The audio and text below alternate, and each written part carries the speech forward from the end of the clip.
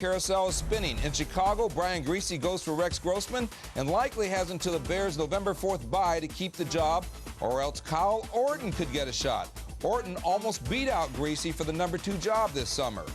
For the Raiders, Dante Culpepper gets a shot, but top pick Jamarcus Russell has wowed the team on his off days and in post-practice workouts. Depending on certain variables, including the team's win-loss record, Russell should get on the field no later than Thanksgiving if they can keep the 275-pound quarterback away from the Thanksgiving table, that is. By the way, for the Dolphins and Zach Thomas, the concussion situation doesn't look good for him today, so the Raiders will be playing against the Dolphins without Zach Thomas, and we'll be back later.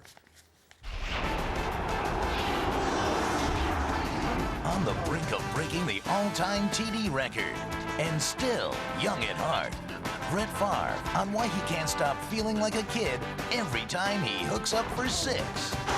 Plus, from a record-breaking 2006 to a heartbreaking start in 07 for LT, do the other Chargers believe the season is lost? And the first game picks of Week 4 just a few minutes away. Keyshawn Johnson with some bad news for Bears fans. Coming up. Welcome back to Sunday NFL Countdown, presented by IBM. This is going to be the greatest celebration of all time. People all over the world can't wait to see what's going to happen. You know what? I told you I would give you a show. I gave you a show, and the opportunity they gave me, look forward to everything else, especially next week in Cleveland. I got a good one for you. He's going into the dog pound. Yes, he is. You're going to love it. Valley talks, he catches. The high-powered Cincinnati Bengals will have to do a lot of that, Chad Johnson, accompanying Monday Night Football, because the 3-0 Patriots are coming to town. 3 wins, all by scoring 38 points, 3 blowouts, a juggernaut out of the gates. To our juggernaut Monday Night booth, headed by Mike Tirico. Michael. Boomer, thanks. The headline, obviously, the quarterbacks and the explosive offenses. But Jaws, as you've watched this New England team score 38 each of the first 3 games, why have they been so dynamic down the field? What are they doing where it matters the most? Well, Mike, I focus on the offensive line. It's a multi-dimensional offensive line. In other words, they can run the football inside. The offensive line has the athletic ability to run the football outside and clear the way for the plethora of running backs that the Patriots have. They also are protecting Tom Brady very well. That's why Brady is off to such a fantastic start. This is one of those games that looks pretty good on the schedule and probably look pretty good on the field as well. Yeah, what I'm not going to focus on is the offensive line. You'll forgive me on that. I would focus on the quarterbacks. Carson Palmer's a great quarterback. Tom Brady is, at this moment, unparalleled in the NFL. The New England team scores 38 every single game with precision. Cincinnati gives up 32. It's an uh-oh situation for Cincinnati, but Cincinnati can put 50 up. It's possible this is going to happen. I would want to watch this game, especially in the first half. We could get a bunch of scores early. Keep me awake. Works out pretty well since you're going to be here. Yeah, You want to watch it. That's nice. Chris, we'll see 8:30 Eastern on Monday night after Countdown, of course. All right, fellas, thank you. Our lineup begins with NFL Live at 3:30 in the afternoon, and NFL Primetime, and right on through to Monday Night Countdown. We'll join you for 90 minutes. Tom's undefeated, making the picks, by the way. And that's from 7 to 8:30 Eastern Time. And then Monday Night Football from Cincinnati. Guy that certainly lit it up. Day games, night games, whatever. Tony Romo and the undefeated Dallas Cowboys. How about them Cowboys? We'll be talking to Romo and some of the other great Cowboy quarterbacks later on in this program. We got a couple of pretty good Cowboys sitting on the set, too. We'll be back.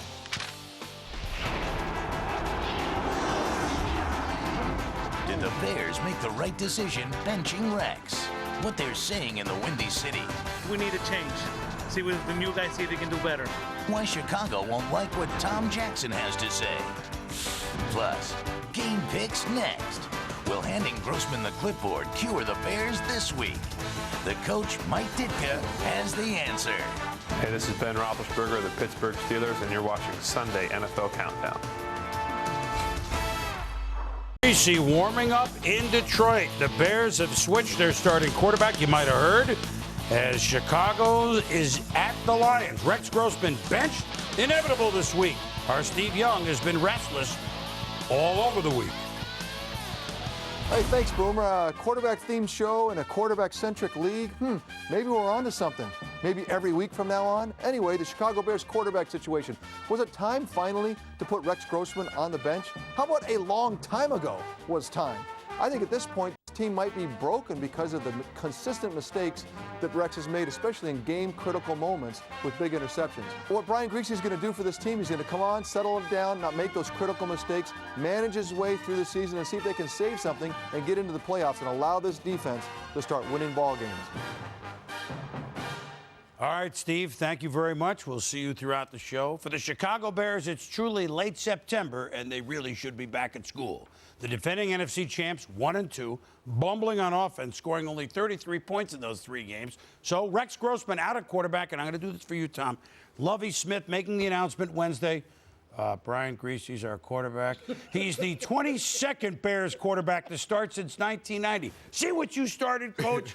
Speaking of starting, Chicago must start several new faces on defense as well, especially in their injured secondary. Not what they need in Detroit against pass-happy Lions. John Kitna threw for 446 yards last week, admittedly, in a lopsided loss at Philadelphia. But in Chicago, the talk's not about that. It's about the quarterback, a hot button, certainly ever since the Super Bowl.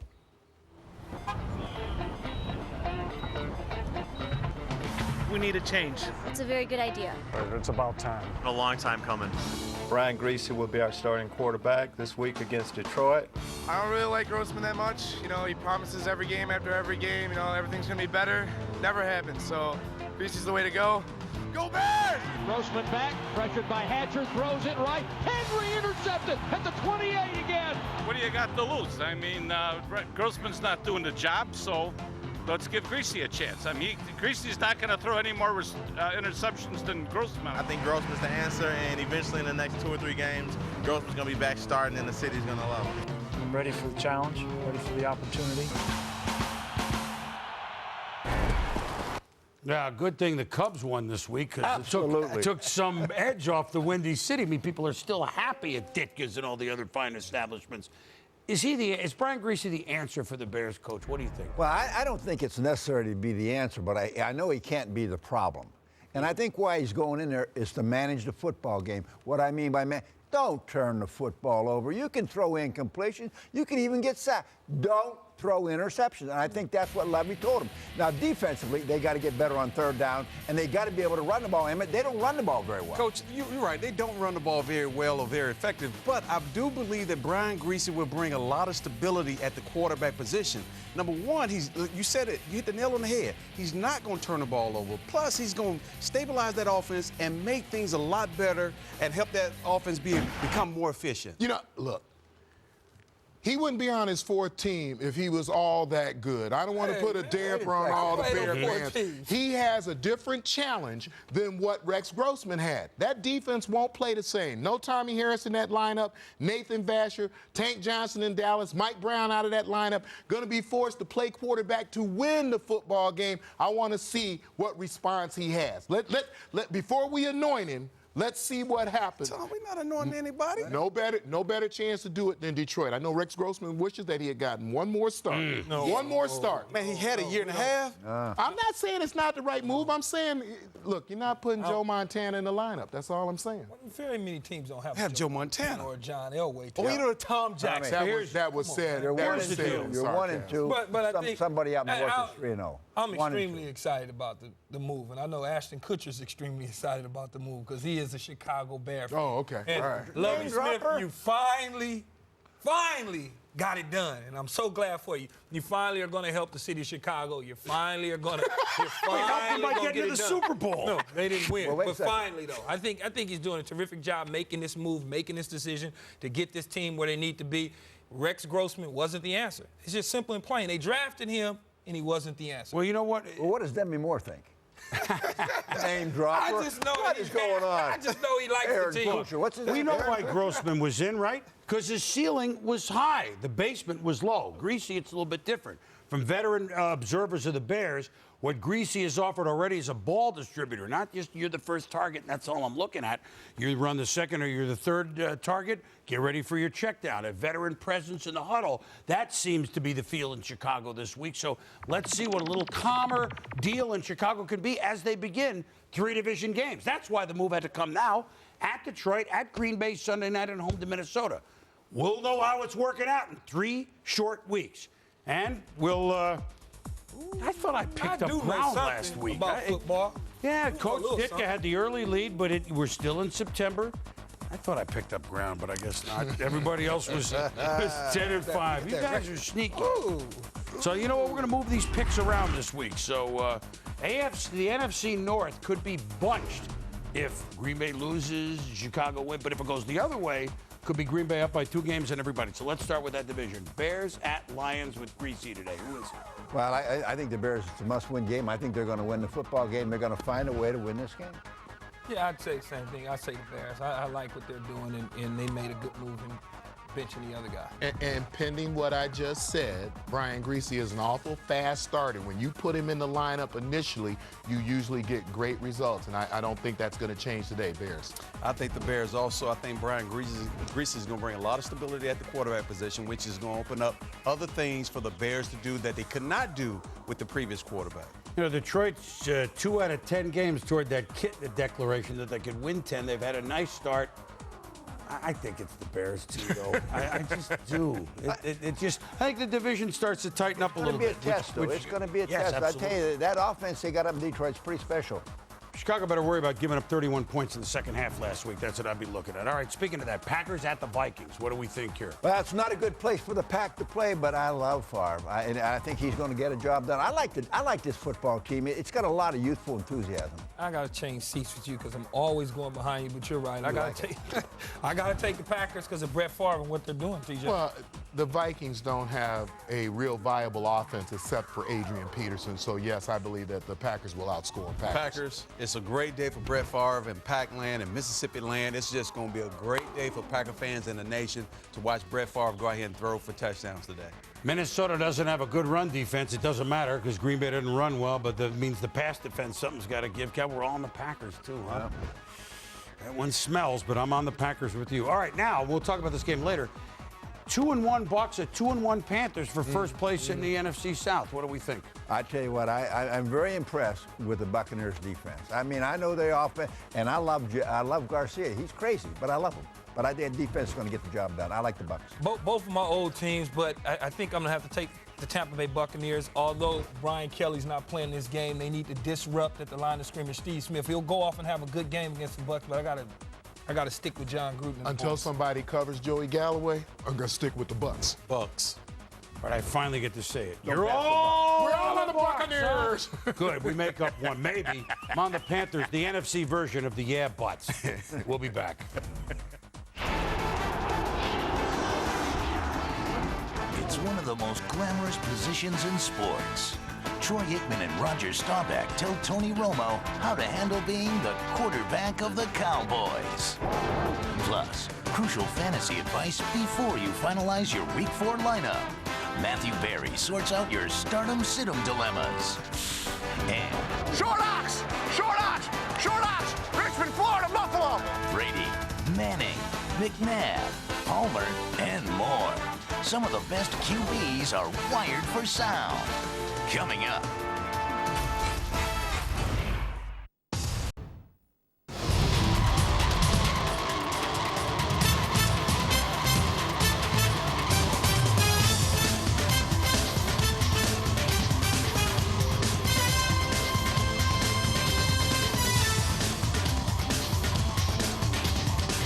Reunion Sunday, if you will. Ken Whisenant was offensive coordinator.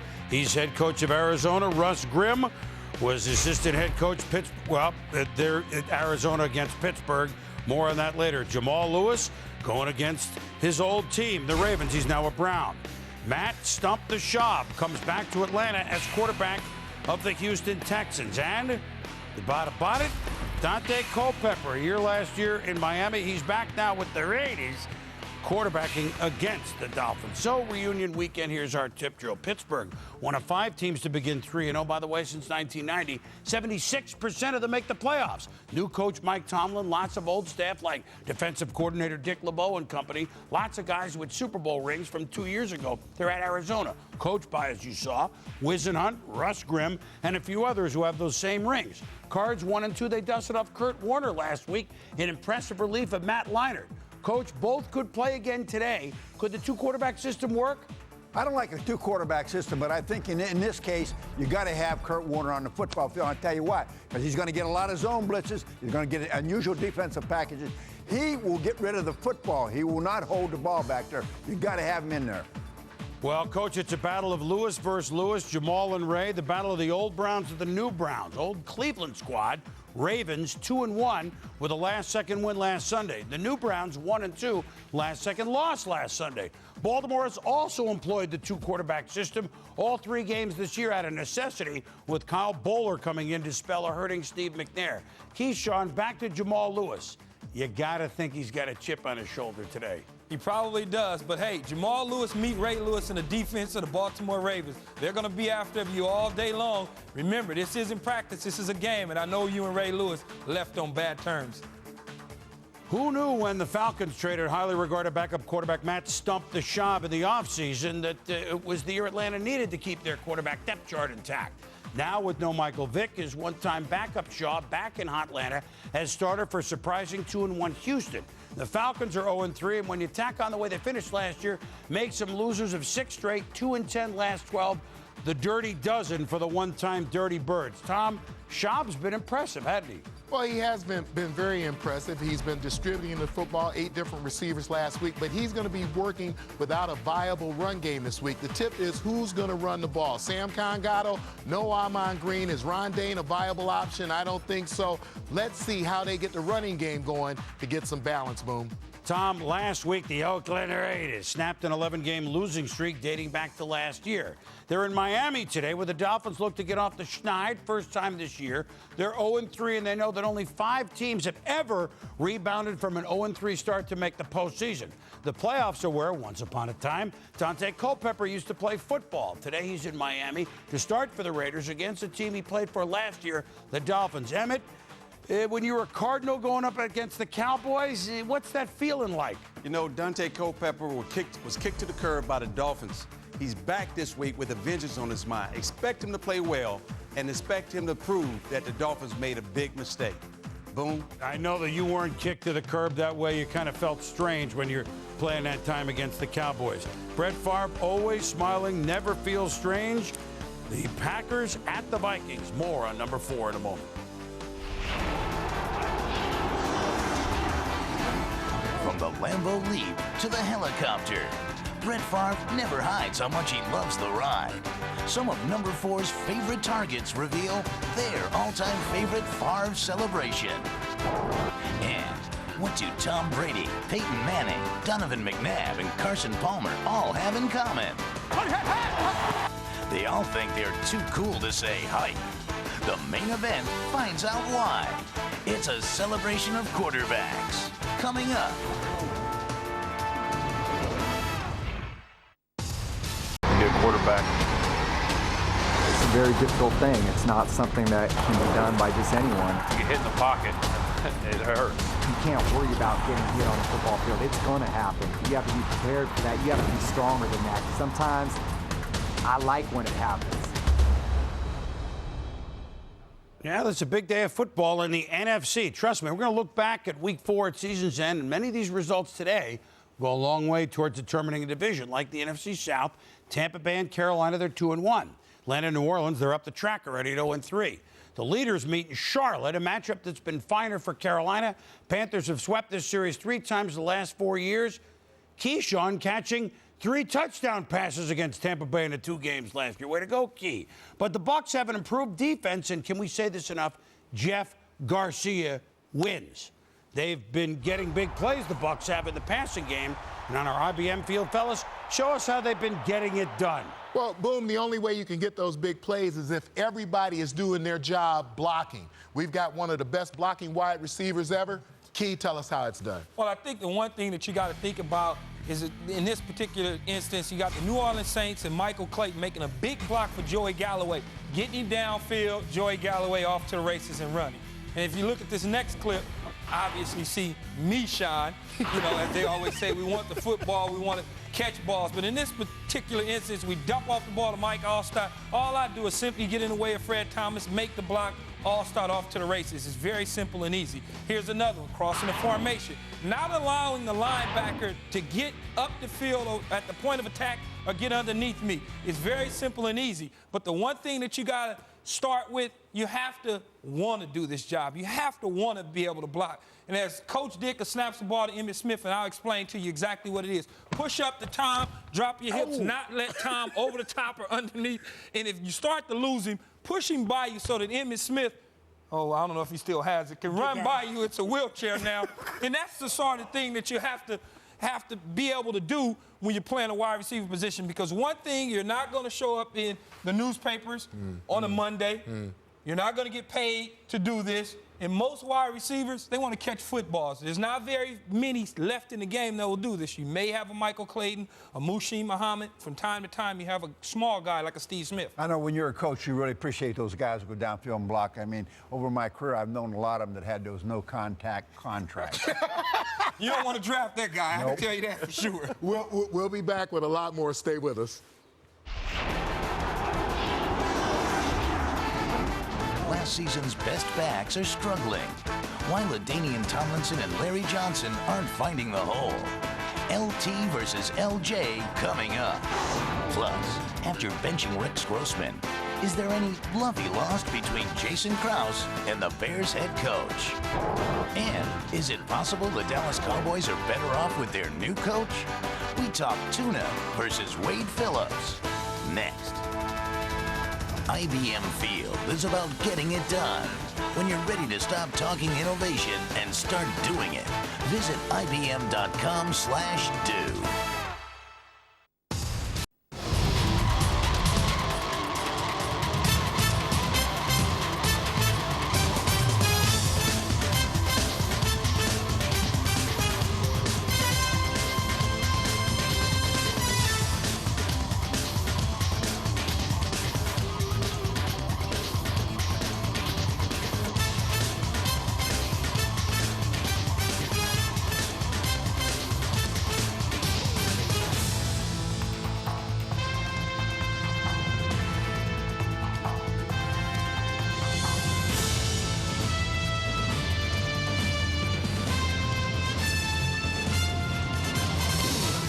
NFL Countdown, presented by IBM. The undefeated Patriots step onto the national stage on Monday Night Countdown. What's it like to play with Tom Brady? Get the scoop straight from his New England teammates. Plus, Bill Parcells on the legacy of his one-time understudy, Bill Belichick. Monday Night Countdown, tomorrow, 7 Eastern. Well, we'll have fun tomorrow night, and so far, T.O. and company have had a lot of fun. 3 touchdown catches for Terrell Owens in the 3 Cowboy wins. He's averaging over 20 yards a reception this season. There are only a pair of 3-0 teams left in the NFC, Green Bay and Dallas. Can you say Ice Bowl? The Cowboys have been a scoring machine. They've rolled up 31 points in Chicago last week against the vaunted Bears defense in the second half. They've scored 116 points so far, the most in football, more than even the 38 Specials, the New England Patriots. Dallas hadn't been 3-0 this century, and they host a stumbling Rams team that's 0-3, a far cry from St. Louis's fast 4-1 start a year ago. Mark Bolger and his ailing ribs can throw, though, and Dallas can give up a big pass or two. To Big D now, and our Ed Werder. Hello, Ed. Good morning, Boomer. Rams quarterback Mark Bolger told me that being 0-3 is more painful than playing today with 2 broken ribs. Bolger told me he'd get a pain-killing injection the doctors told him is the equivalent of taking about 30 Advil. Now, Bolger said that the broken ribs hurt like hell whenever he gets driven to the turf and says it affects his breathing late in games, but he says he can make all the necessary throws. He said if it comes to that, I'll take myself out of the game. And even with Brian Leonard making his first start for St. Louis at running back, Bulger says he doesn't want the Rams to be conservative trying to protect him. He said, if we play timid and scared, we're going to get our butts kicked. Well, the Cowboys should be able to bring a little more pass rush today. Greg Ellis, the outside linebacker, hasn't played since last November when he tore his Achilles tendon. He returns to the lineup today primarily as a nickel pass rusher. Terrence Newman will also play as a nickel corner. Now, Tony Romo is among the players who call this a trap game for the Cowboys. They're undefeated, the Rams winless. Jason Witten said that Bill Parcells would have hung mouse traps from the ceiling at Valley Ranch to make sure his players didn't fall into the trap. But he says Wade Phillips has taken a much more direct approach in warning his team not to get a big head. Also, Boomer Terrell Owens will be wearing a microphone in today's game for NFL Films. Bill Parcells never would have let the player do that. No, things are a little bit different, Ed. We'll hear from you a little bit later in the show. Thank you. Well, we go over to Tommy and to Emmett. The question is, we know that Greg Ellis is going to be a good bungee jumper today from what we just saw. Hey, did Wade inherit or create this success, guys? Boom, Wade inherited the success.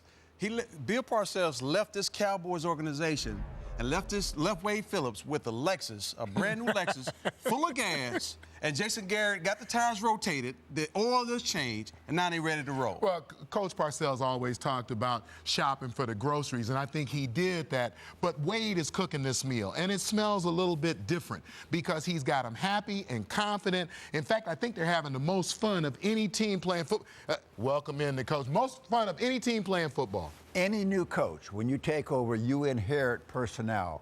You create attitude. And that's what they're doing. They got a new attitude. They're having fun playing football. And as long as they do that, good things happen. I hate to tell Coach this, wherever you are, Coach Parcells, a lot of those guys, it just seems like they didn't like you. But I love you. I don't know why. Bill, I love you. Boom, just what we need. T.O. with a microphone on the field. Romo liked him, though. Romo liked Coach. And Coach will have a word with you tomorrow night because we know where he is then, Tom. Meanwhile, Tony Romo, matinee idol in Dallas. That story and more coming up on Countdown.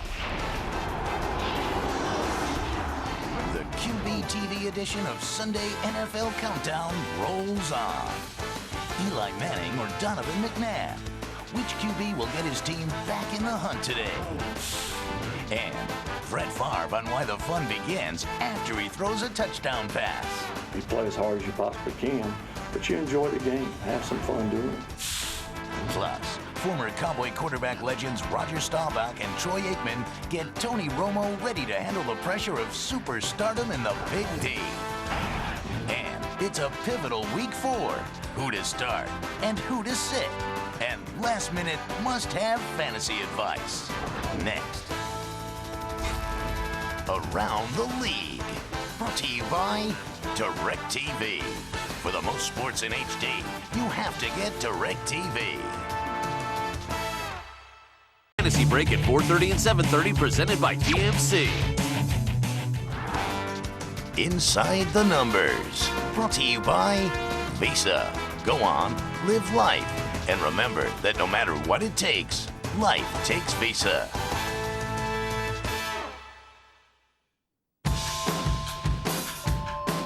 Let's go do this!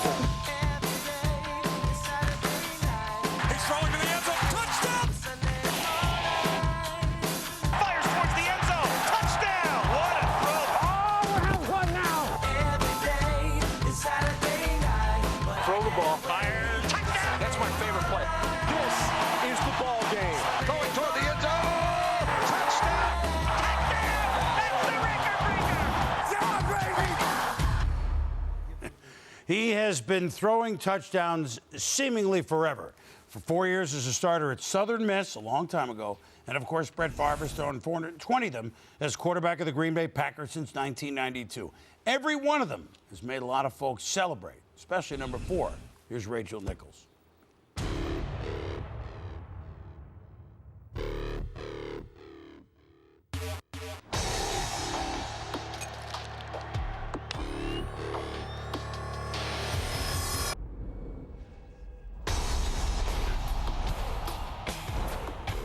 I can't remember a time where throwing a touchdown pass or winning a game was just old hat. But for 3 hours during the week, I can let it go. You watch him every time he throws one, he goes nuts. and you don't know who he's going to hit or who he's going to pick up. I think Brett's celebrations, as far as his happiness and his enthusiasm, one of the more genuine celebrations I've ever witnessed. What is it about the game of football that comes out when you score? It's a game, and to me, I've never lost sight of that. I love the game. That has never changed. Ever since Brett Favre first stepped onto the field for the Packers and threw that first game-winning touchdown to Kitrick Taylor in 1992, his celebrations have been nearly as memorable and as exhausting as the plays themselves. Took my helmet off, was going crazy, and one of our linemen, Ronnie Hallstrom, I dove into his arms and kind of headbutted him without a helmet on, and kind of had a little scratch or some blood on my forehead. And I'm going to the sidelines going crazy. And there's been numerous times in college and pros where maybe we had to go for two. Well, where's Brett? He's under the bench trying to get oxygen or whatever. Favre goes back to pass. Pass downfield, caught. Touchdown, Andre Rison. You can credit Brett Favre. Look how excited he is. I mean, he's running up and down like a maniac out there. I just can remember him running down the field with his number one hand up, kind of getting the monkey off his back. Man, does it get any better than this? I mean, we're in the biggest game in the world. Takes the snap, zips it over the middle, and it's a Donald Driver dagger. Well, I didn't know what he was doing. I thought he was just coming over to shake me like he normally shakes me, but for him to come over and pick me up on my shoulders and run around with me, I think it shocked me. It's just Brett's way of just going in, going, you know what, you're doing a lot of work. Let me carry you off the field because we're going to need more of that. I don't think he goes through and think about what he's going to do. It's just one of those things where an old man is really enjoying this young game we call football. But for all his hundreds of touchdowns, there was one celebration Favre had never attempted until last year. Brett Favre delivers the dagger and leaps to the south end zone stands. I walked on the field, and he thought I was going to give him a hug. And I looked at him and said, no, go. I pointed to the stands, and he kind of turned and looked at me, smiled, and ran to the stands and did the Lambeau leap. How do you evaluate his Lambeau leap? A scale of 1 to 10, he got a 4. It really wasn't a leap. It was more like a plunge. He does defy the myth that white men can't jump, though. Favre's leap came after a rushing touchdown. But today, the focus will be on the next time he throws for 6 and passes Dan Marino for the all-time record. For now, Favre is playing it cool. I'm sure, congratulate the guys, celebrate whatever, but I don't plan on breaking out a cake and parade or anything like that. But his teammates say that after so many years and so many touchdowns, they know better. He'll shoot his hands up in the air, and he's going to come grab whoever he threw the touchdown to, so you better get ready. It's going to hurt, so get ready and hold your ground. Don't look too bad on TV, just hold your ground and take it. I think I'm going to make him do the slide and make him do the slide like this and kind of, pop his shoulders a little bit. That's also the sharper shake. We'll get him a touchdown dance. I think every guy right now is trying to figure out what his celebration going to be, but you never know. That guy, he'll do something crazy, so we'll see what happens.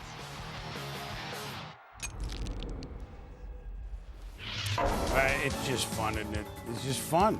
You can look at all of Brett Favre's numbers 8 million ways. There's another way to look at it. 30 years or over. He has over 200 touchdown passes since he's been 30. Warren Moon, of course, had a lot in Canada before he came down to this league. But since Brett's going to play for another 16 years, he'll probably pass Warren Moon on this list as well. Our Hall of Fame quarterback, Steve Young, has known for a long time that he'll have a future teammate in Canton, Ohio, in Brett Favre. Brett Favre set to break Dan Marino's all-time touchdown record for a career at 420. He's tied it last week. What does this mean for his career? Well, he's already one of the all-time great quarterbacks. He's a Hall of Fame player. He owns the most consecutive starts for a quarterback, and now he's piling it on. He wants the all-time touchdown record. He's going to get the all-time passing yards record. He's already got the most wins a quarterback's ever had. I mean, Brett, come on. Give us some of us a break. But there's a young man named Peyton Manning behind you. Be careful, because he might break them all. He knows, but it would stay in Mississippi, so Brett's probably fine with all that. All the stuff, this particular record, the most touchdown passes, if and when he passes Marino, What does that do for Brett Favre's legacy, Tom? Well, I think that he already had his legacy. When we talk about Brett Favre, we knew if he played long enough, he was going to break these records. But I think that that piece was right on target, because what I will remember about Brett is him running down the football field, maintaining that childlike enthusiasm that he had for the game. And when you think about all the things that he went through, and we watched it publicly, including the passing of his father in that Monday night game, he never let anything get in the way of playing the game. Tom, you know, his legacy is already cemented, as far as I'm concerned. But what I love about Brett Favre, I've never seen in my years of playing football or even watching the game, a quarterback enjoy his position and enjoy the game as much as Brett Favre. I tell you, there's only 2 quarterbacks in the league that I would have loved to play with. Outside of my own Troy Aikman, Brett Favre is one, and Dan Marino is another one. Yeah, and when I look at it, I mean, I'm a lot younger than you, and you had a chance to watch him. Say it again. Say it again. I'm a lot younger than you. Thank you. And you had a chance to watch him grow up in the league. I had the opportunity to watch him play for the last 11 years, and for me, this thing is just amazing. I mean, anytime you can continue to play, as long as Brett has played, I'm a living witness of it. I played, but the game wore on me. After a while, That's right. The different players in the locker room, different coaches. Imagine what he's had to go through in Green Bay, but he continues to have fun. And when you look at that, and I say to myself, if I was having that type of fun 2 years ago, last year, I may still play in the game, but the game wears on you. The frustration of losing, the frustration of throwing interceptions, dropping passes, anything like that. And this guy's going out there, and he's continuing to just put that big smile on his face. Well, one of the best things that happened to me, I got fired in 1992, and that's when he started. Did you? So I didn't have to put on. I want to give him the ultimate compliment as far as I'm concerned. For me, that's a guy that I would have loved to have played with. I hear you, Coach. I love to be in the huddle with that guy. You know what? In all of sports, and let's just do football here for a minute, when you can win early and you can win late, as Favre is doing now, boy, that's a legacy. Like there. John Elway. And we've all talked about like he's a little kid. Only Brett Favre could handle setting this touchdown pass record today, which he'll probably do, and maybe also setting the record for interceptions. Only he could pull it off, and only he could enjoy it for what it is, if that is what happens today. Rooting for Brett Favre is like rooting for America. It just is. Which record did you think was the most impressive of Favre's? Well, the consecutive start record, the public. Interesting. Summer statistics, longevity, and bringing your lunch pail every week. That's a different story. So that's the vote. The vote is in. Always impressive, our man Mort. Public is right. Let's stay in the NFC North. The Bears have a new quarterback, but listen to this. Cornerbacks Charles Tillman and Nathan Vasher, safety Adam Archuleta, linebacker Lance Briggs, all inactive today against a Lions team that will throw up plenty. But Calvin Johnson did not practice this week after hurting his back on his big catch against the Eagles. And since Lions coordinator Mike Martz seldom runs the same set of plays twice in the same season, the rookie top pick is inactive for the Bears. The Texans don't have a wide receiver. Well, they have one. Andre Johnson is out, though. So is running back Amon Green. He's out, meaning the Falcons' sloppy run defense gets a dose of Ron Dane and Sam Congato. By the way, look for the Falcons' Jarius Norwood to get the ball today. Chester Taylor is back and starting for the Vikings against the Packers. Yes, Adrian Peterson will get his touches, but Taylor is much more adept in pass protection, and the Vikes don't want to get Peterson beat up early in the season. And for the Browns, Kellen Winslow has a slight shoulder separation, but he wasn't about to miss a big AFC North matchup with against the Baltimore Ravens. Winslow starts and hopes to get the attention of the Baltimore defense to free up some running space for ex-Raven Jamal Lewis in a bit of a grudge match today. Now, the Ravens are going to showcase Willis McGee, Jamal's replacement, against that shaky Browns defense. He won't have Jonathan Ogden once again to block for him. And now, for all your fantasies, let's check in with Matthew Berry for Stardom Sit-Em. Hey, thanks, Mort. All right, now time for Week 4 Stardom and Sit-Em. Of course, if you want to get your emails answered on the show, go to espn.com/Sunday Countdown. All right, first quarter question is Roethlisberger or Favre? This is Craig from Alaska. And I got to say, you go with Brett Favre here, okay? Last 4 games at Minnesota, 10 touchdown passes. He's had at least 300 yards in each of the last 3 games. All right, next email, my friends. Now we go to Douglas, Oceanside, California. He wants to know Hasselbeck or McNabb. The answer is Donovan McNabb. Plays the Giants, one of the worst pass defenses in the NFL. And you know what? This isn't a great start for Hasselbeck. Going against the 49ers, they are 11th in the NFL in terms of passing yards allowed per game. McNabb is your guy. Next email. All right, Matt from Pittsburgh, PA. He wants to know, do I go with Larry Johnson or Jamal Lewis? Wow, it's come to this. You know what? But it's still LJ.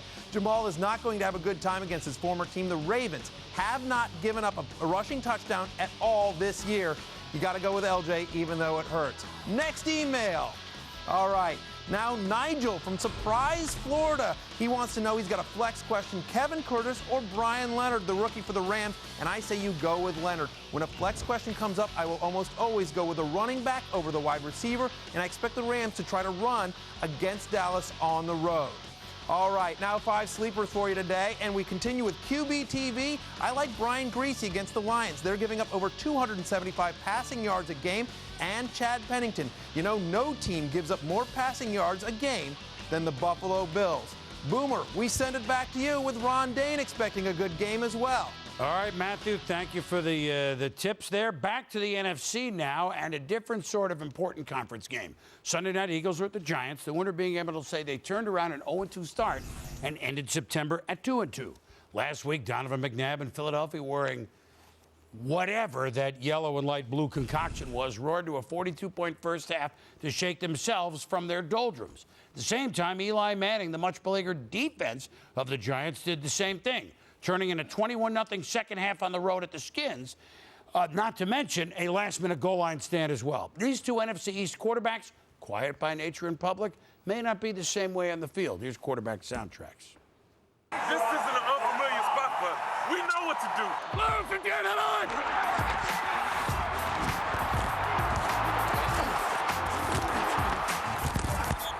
Who hit me? They might have hit it harder than that. I didn't hit you, dog. That was you hit me. I thought you hit harder than that. I got you. He's slightly inside. You like slant or Colorado? Colorado. All go hit. Lap. Like 10. Pump fakes, fires down the right side. What a throw! Touchdown! Randy Moss! We are not finished. We are not finished, fellas. It's one of those, I'm going to throw it as far as I can because he's smart. 25 is smart. Can't hold it real long. Close to Jason. Ben, you about broke my thumb on that damn sack. Hey, you're a strong dude, man. Now watch that corner outside. Because if they go 2, nobody's blocking.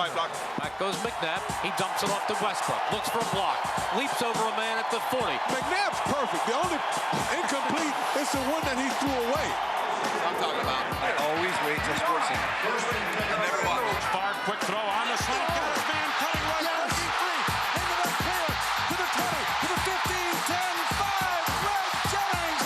Touchdown pass number 420. Tying Dan Marino's all-time record. Brett Favre, 1 away from history. All right, a little no huddle now, guys. All right, let's tee it up. Save a timeout or two. We started with this game, Donovan McNabb, Eli Manning. Which quarterback is more likely to continue his bounce back tonight? I loved Eli last week, but I'm going to go with McNabb because I think he has a better surrounding cast. I don't always have to follow him. McNabb. I think he's better. He's a 5-time Pro Bowler, championship game, Super Bowl, end of story. I like Eli. Eli has been having a great season thus far, and I think he will continue to improve. He's showing leadership, so I'm going with Eli. Showing a lot of moxie, too, Emmett. You're right. Replacement quarterbacks today. Of course, we have Brian Griese, Dante Culpepper, Trent Edwards, Buffalo, David Carr, looks like Carolina. Who has the best day? I'm very glad you asked because I'm going to tell you, Dante Culpepper has got a revenge factor going back to Miami. He will play great against a terrible football. I got to follow him again. I can't believe this. I would say Dante Culpepper, revenge. I'm glad that Dante Culpepper has a supportive running game. He's got a fair to middling defense that's not going to make him pay for every mistake. Dante, I think, is the guy, and maybe it's wishful thinking, does a great job today. Go on, man. Okay. All right. Who gains more yards today in the Niners against the Seahawks? Frank Gore, Sean Alexander. Well, I got to go with Frank Gore. I love Frank Gore. Go on and say it. Go on and say it. Frank Gore. Sean Alexander, he made his money already, so he looking to slide down on the ground. I think that Frank Gore is such a good runner, especially in between the tackles. I'm Frank Gore over Sean. Frank Gore. Ooh. I go for Emmett. They're watching in the hotel. But that's all right. I'm just saying. This is not the first. This is not the first. This is not the first time he heard This is not a it. knock on Alexander. It's just a question. I know that. I know. And by the way, they're in our ratings book, and thanks to watching Seattle. On to another important NFC game. Out west, both Seattle and San Francisco lead that division at 2-1. Today at Candlestick, and even though the Seahawks are reigning division champs many times through, the up-and-coming 49ers, they swept Seattle last year with strong physical performances. Niners head coach Mike Nolan will be at his ZZ Top best again, as in a sharp-dressed man on the sidelines in a dark suit. Seahawks mentor Mike Holmgren, so many fond memories at Candlestick as a Niner assistant, but to have another one today, his defense must shut down longtime Seahawk receiver Darrell Jackson, surely itching to show his old team a thing or two. Speaking of Seattle, always the favorite haunt of our Kenny Mayne, probably the coffee.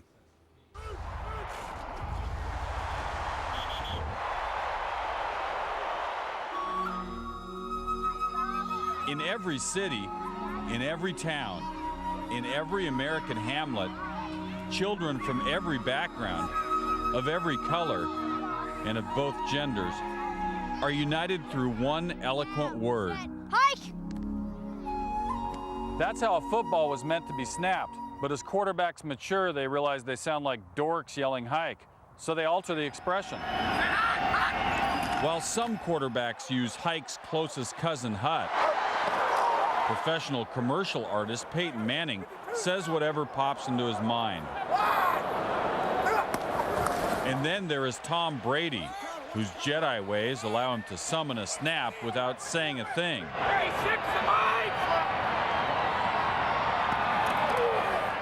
Brett Favre, who may never retire, also forsakes hike, shouting 319 instead.